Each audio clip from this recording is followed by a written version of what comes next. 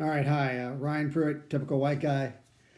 Guess you could call this something of a emergency vlog. Is that what these are? Video logs, YouTubing. I don't know.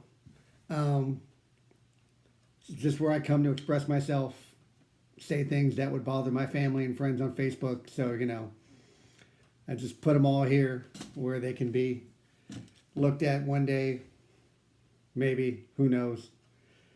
It's mainly for me. Um, Since it's mainly for me, I guess there's no reason to even call it an emergency because it's what I feel like. But normally I have notes. Normally I have an idea. Um, I try not to react, and that's part of the theme of this. Actually, is having done these videos, I've come to realize that Democrats, liberals, people like me, we do tend to overthink. We overanalyze. We look at the angles. The whole talk of Trump and impeachment, we've actually had the conversations of, well, maybe impeachment is exactly what he wants.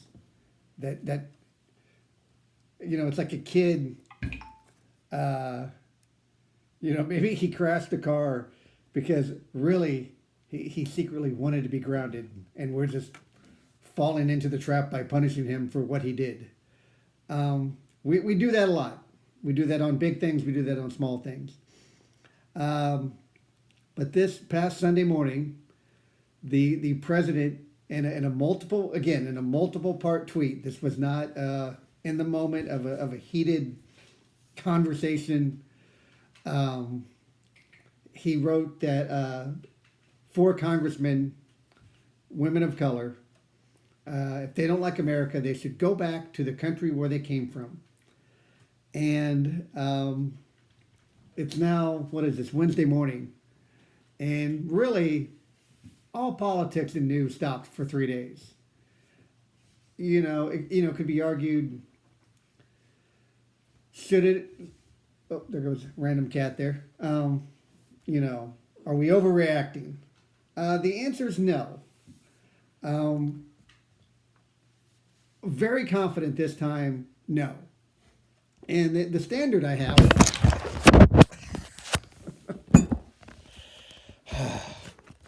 that'll look good. That's the cat. That'll look good. Oh God.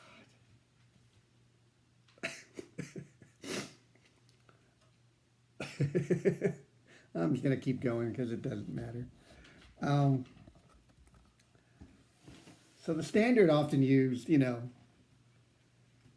was this a big deal? Yes, it was. And I'm calling it the McDonald standard. If political discourse back and forth, it can get personal, it can get heated, it can even get maybe inappropriate.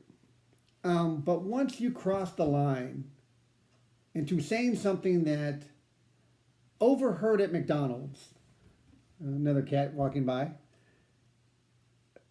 if what you said is overheard at McDonald's by the manager, and the manager is required to come over and say, "Look, I'm sorry, you have to leave," that's the line. I'm holding, with free speech, they have the crowded theater exemption. You're free to say whatever you want, but you can't shout fire in a crowded movie theater. When it comes to political conversation, I'm going with the McDonald's standard. If what you say could get you kicked out of a McDonald's, then it's wrong. If it's racist, if it's threatening. And that's the other thing with go back to where you came from.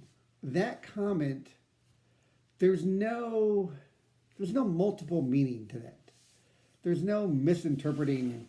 There's no, well, what he really meant to say was, no, what he meant to say. And so that would, as we said, he wrote that Sunday morning, 7:30 in the morning, alone in the Oval Office or wherever he is at 7:30 in the morning on a Sunday. But most likely he wasn't even replying on Twitter back and forth with anybody. This was a thought out thing he expressed about 4 federally elected representatives from 4 states that he might want to, because even Wednesday morning now, the New York Times, it was the New York Times, had an editorial about, or not an editorial, but an article saying that President Trump is pleased by the reaction because what his objective was to elevate these 4 women to become the face of the Democratic Party, and to marry Nancy Pelosi to these 4 women for 2020. Okay, yeah, I'm okay with that. I'm okay with the Democratic Party being connected to 4 women that are already high profile, already pretty well known, and are from New York, Georgia, Minnesota, and Michigan. 4 states that I would like to win in 2020. And I think President Trump needs to win at least, 2 of them states in 2020. So yeah, I want the Democratic Party tied to representatives from New York, from Michigan, Minnesota, and Georgia. I'm okay with that, very much.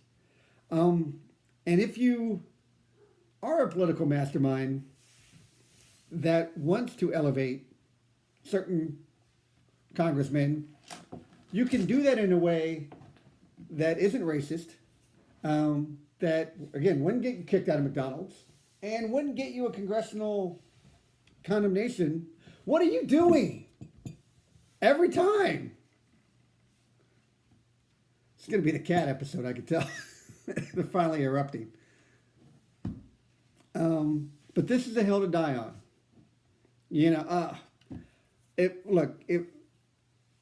If I play this video again, after Election Day on 2020, and it turns out that Trump has been reelected because it turns out voters were greatly offended by what these 4 women have done. And because what they have done is so vile that it clearly would prompt any rational, reasonable white person in America to tell them to go back to the country from whence they came or whence their family came. If Donald Trump wins in 2020 based on that idea, then wow, I'm in a whole different America. But I'm not leaving it. And you know what? And that was before all the cats came along, the catastrophe. That was really the first thing I wanted to say. No one's going anywhere. Go back to where you came from. That is, and again, I know, this is the overthinking. I know he's doing it on purpose. But it doesn't matter. That is the oldest, dumbest, racist, vile thing to say. That we're going to call it out. We're going to get upset. We're going to spend 3 days talking about this and make clear that no, everything will stop because of this. And it is funny, and you get the hypocritical from the right wing. Oh, you're stopping everything because you're offended. You spent 8 years being offended by Obama. You stopped everything for 8 years to be offended.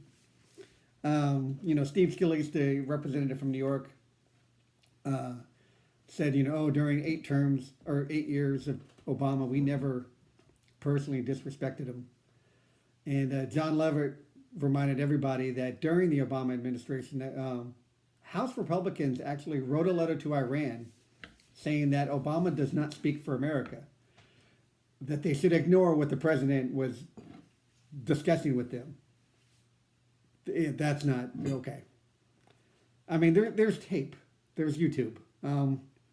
We live in a modern era now of technology where things are recorded and can be played back.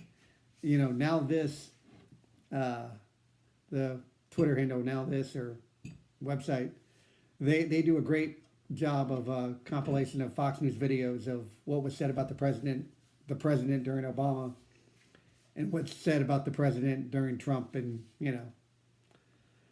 you can play this 30 years from now. If any public official, my side, your side, any side, were to say out loud, to anybody, let alone other representatives, go back to where you came from. I wouldn't just feel obligated to be consistent. I would be consistent. Because that is the most un-American thing to say. And yet I accept that it's said by Americans. And it annoys me. But I would never... There's not one American... I remember with the immigration thing about hate. And hating other people. Especially hating people that you don't even know.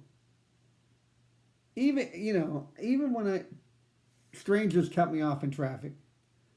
And in the moment, I'm angry at them. I don't hate them. I don't know them. I don't know what's going on with them. And so, this is where it gets tough. Congressmen, even the president, they are serving their country. They could be doing other things. I put it next to military service. They are serving their country. They swore an oath. They raised their hand. They wake up early. They take trips. And to tell anybody, America is the place where you're welcomed. And this is not only being unwelcoming, this is going in the opposite direction. Saying you're not well. It's saying get out. We don't do that. We draw the line here. This is America. We'll figure it out. No one is going anywhere.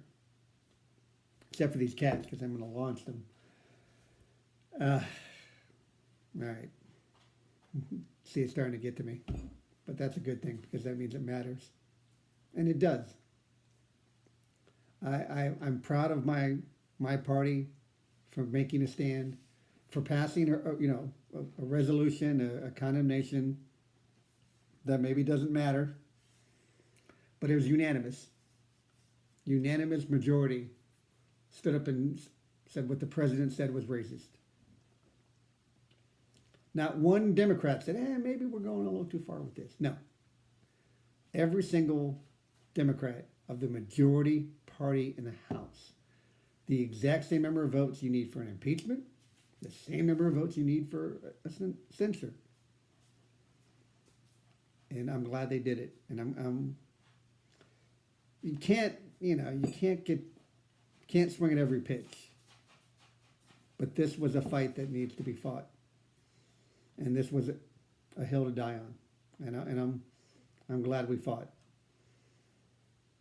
So, all right, thanks a lot. And sorry, I'll have to go back and watch the middle part with the cats. It's a life. All right. Thanks, everybody. Bye.